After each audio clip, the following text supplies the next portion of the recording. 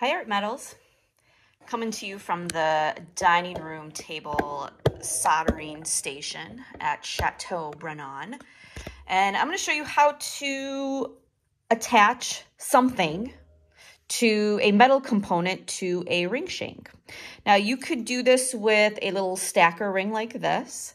You could also do this on a band that you cut from sheet. You have the option to do, maybe you have a sweat soldered piece that you have done that you want to attach to a band. You can do that. You could also take like a little piece of metal like this and texturize it. So you can see there's like a little star stamped all over it. You could do something like this too. You can even see how the band is dappled. All right. So, and these are not the best examples of cleaned up rings. They're old samples that have oxidized. So even if I wanted to do something like, here's a little rainbow that I made from nickel, brass, and copper. Even if I wanted to attach this on a little ring shank, I could do that. But I got to think about my soldering schedule. So I'm going to solder this little fish that I cut out and I etched. I'm going to solder them onto this little ring shank, okay, that I did out of 14 gauge brass. All right, maybe you want to use some of the scraps that you have in your toolbox for this. All right, so if I were to attach something like this, I'm going to have to think about, okay, how many types of solder did I use? I probably used hard for one of these soldering operations, and then I probably used medium for the second one because it looks like there's 2 soldering operations if there's 3 metal pieces. This was done with hard solder. So when I connect the two, I'm going to use easy. The reason why there are different temperatures is so that you don't run the risk of remelting and reopening the solder seams that you have created. All right, so that's why there are 3 different types of solder. All right, for the purpose of this demo, I'm just going to do this little fish.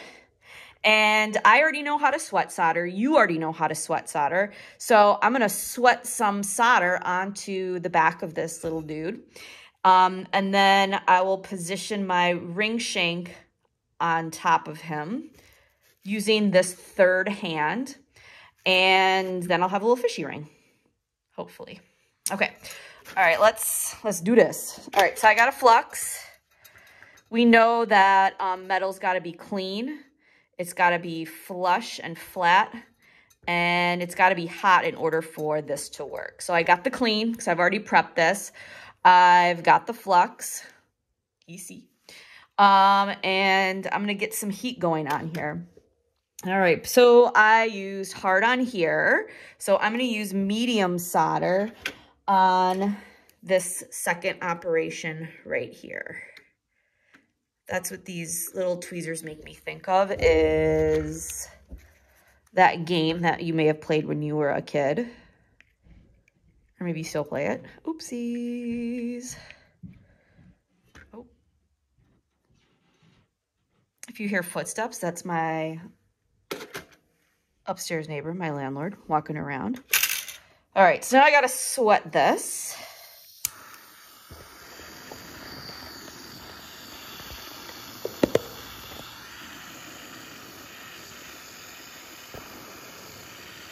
All right, and I'm seeing that solder jump a little bit. So I'm not gonna get too close to it right away. I gotta wait for that flux to crust up. All right, now I can get close. I'm gonna make sure to pay attention because this happens fast. I'm gonna wait for my solder to ball up and splat. As soon as I see it splat, I gotta pull this off. Okay, there is a point of no return where you put too much heat on it and then that solder just soaks into the metal. Because again, metal has teeny tiny capillaries that sucks in all of the solder. All right, now I'm going to grab my ring shank and I clean this and I got rid of most of the fire scale because, again, it was previously soldered. Another thing that I have to do to prepare this is I've got to file a flat spot. All right, and I don't know if this is visible on camera, but there is a slight flat spot right here so that this can have a spot to adhere to. All right. But I got to flux. I'm going to flux the fish again. And I'm going to make sure that where the spot that I'm soldering this little piece on is the opposite of where my seam is, where my butt seam is. Okay, because again, we don't want to reflow this, or else we're going to have to start this whole thing over again. All right, so I've got my flat spot right there. I'm going to position this here. I'm going to get my third hand. Third hands are great, super helpful.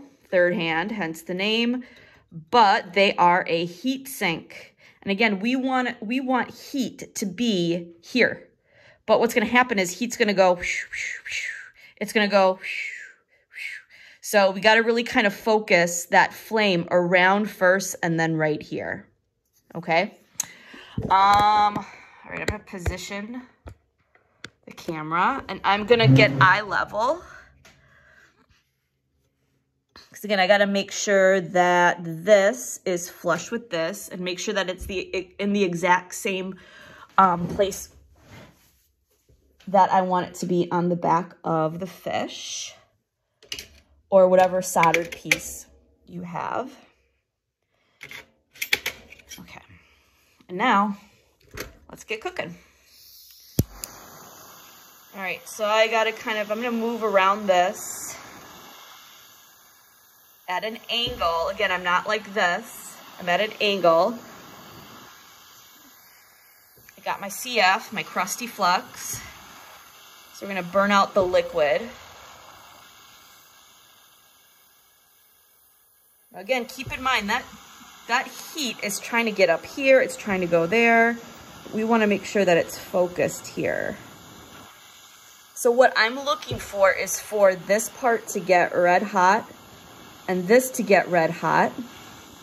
And I'm also looking for that silver solder to get liquid and flash. So my ring is getting super hot. No problem, NBD. But I gotta get my fish the same exact temperature in order for this magic to happen. Just checking the other side.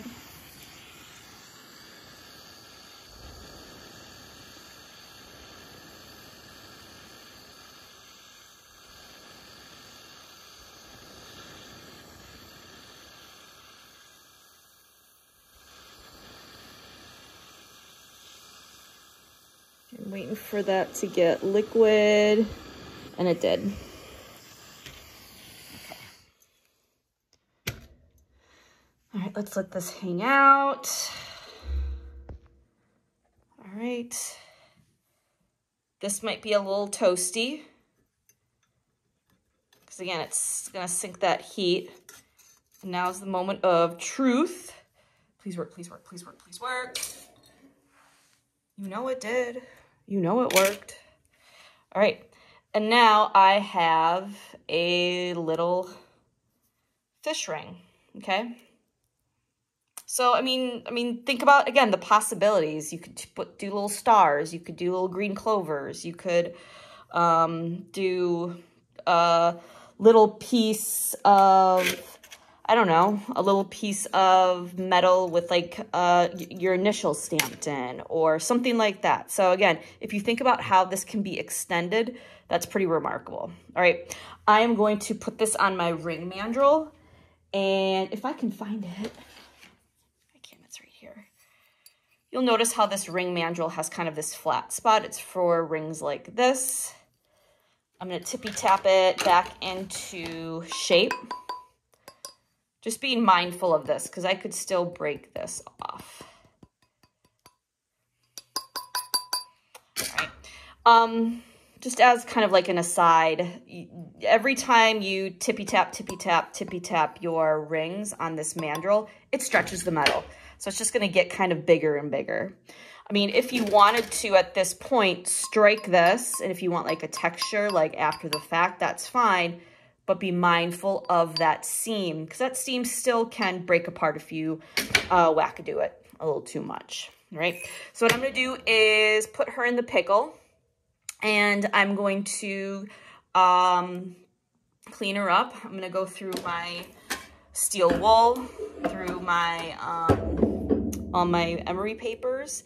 Eventually, I will polish this on the flex shaft at school. And I'm going to have a ring that I'm going to show off to pretty much anybody that I run into.